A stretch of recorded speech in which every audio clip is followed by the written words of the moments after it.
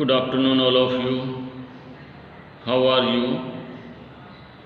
बेटा आज हम कक्षा 5वीं की ग्रामर की पुस्तक व्याकरण वाटिका के भाग नंबर 2 पाठ नंबर 2 वर्ण के बारे में पढ़ेंगे। कक्षा 4 में आपने पढ़ा होगा वर्ण क्या होते हैं, फिर भी हम दोबारा रिपीट करते हैं इसको। वर्ण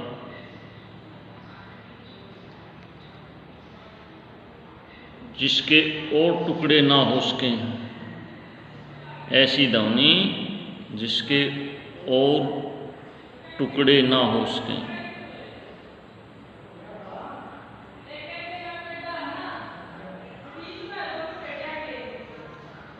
फिर आता है वर्णमाला। जो वर्णों का जो समूह है उसके व्यवस्थित रूप को क्या कहते हैं? वर्णमाला कहते हैं। और वर्णों को हम कितने भागों में बांटते हैं? वर्णों को हम 2 भागों में बांटते हैं, स्वर फिर व्यंजन। आज हम स्वर के बारे में बात करेंगे। स्वर ऐसे वर्ण जो बिना किसी दूसरे व्यंजन की सहायता से बोले जाएं, और दूसरे शब्दों में जिनके उच्चारण में हवा बिना किसी रुकावट के मुख से बाहर आती है, वे स्वर कहलाते हैं। स्वर कौन से हैं आपके? ए, आ, ई,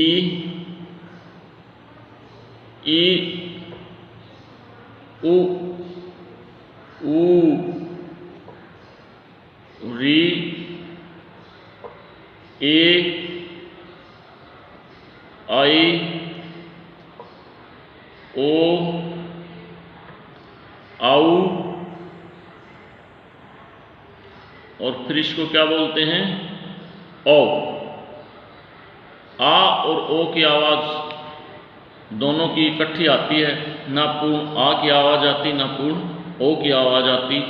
ये अंग्रेजी के शब्दों में से लिया गया है और हिंदी में इसको स्थान दिया गया है, जैसे डॉक्टर।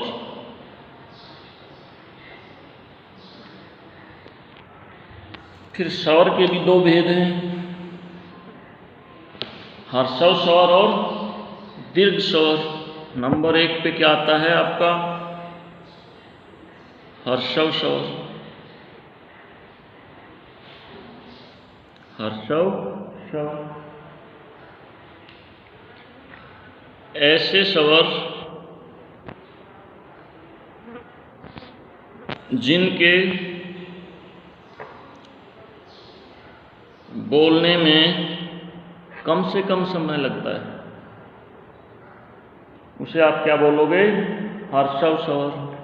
उदाहरण ए, ई, उ, री, ये क्या है आपके? ह्रस्व स्वर है। फिर 2 नंबर पे क्या आता है आपका? दीर्घ स्वर। जिनके उच्चारण करने में, जिनके बोलने में ह्रस्व स्वर से दुगना समय लगता है, उसे आप क्या कहोगे? दीर्घ स्वर। दीर्घ स्वर के कौन कौन से हैं? आ, ई, उ, ए, आई, ओ, आउ, और ये क्या बोलोगे आप इसको? औ।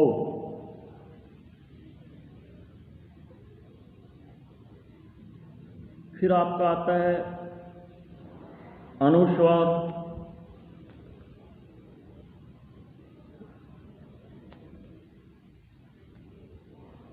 जिसमें इस तरह की बिंदी होती है,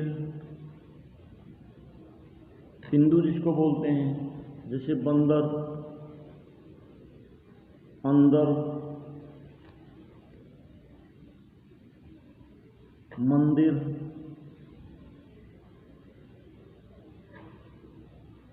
अनुनासिक, अनुस्वार का मीनिंग है जो नाक में बोला जाता है। अनुनासिक जो मुख और नाक दोनों से बोले जाते हैं, मुख और नाक दोनों से बोले जाते हैं। जैसे हंसी, चांद,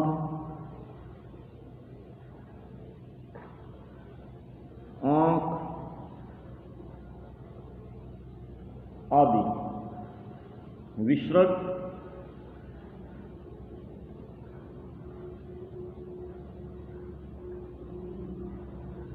इसमें है की आवाज आती है, जैसे अतः, प्रातः, पुनः आदि।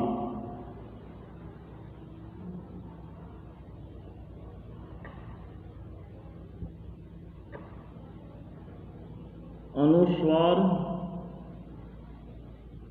और विसर्ग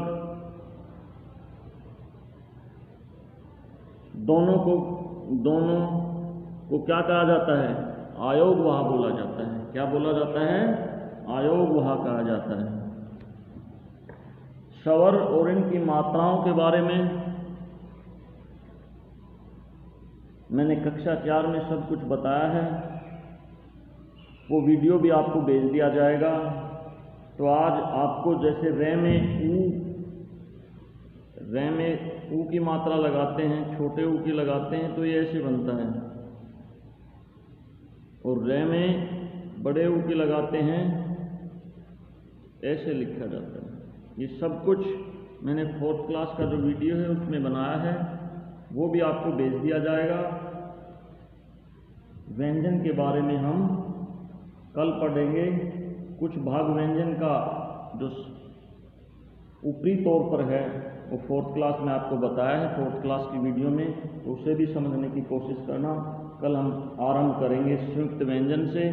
और व्यंजन की अगर आप डेफिनेशन कहो कैसे होगी तो मैं बता देता हूँ। ऐसे वर्ण जो स्वरों की सहायता से बोले जाते हैं और जिनके उच्चारण में हवा मुख में कहीं ना कहीं टकराकर फिर बाहर आती है और स्वर में बगैर कहीं टकरा के बाहर आती है।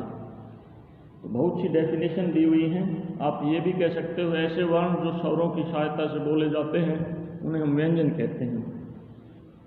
कल हम संयुक्त व्यंजन से आरंभ करेंगे। Thank you all of you.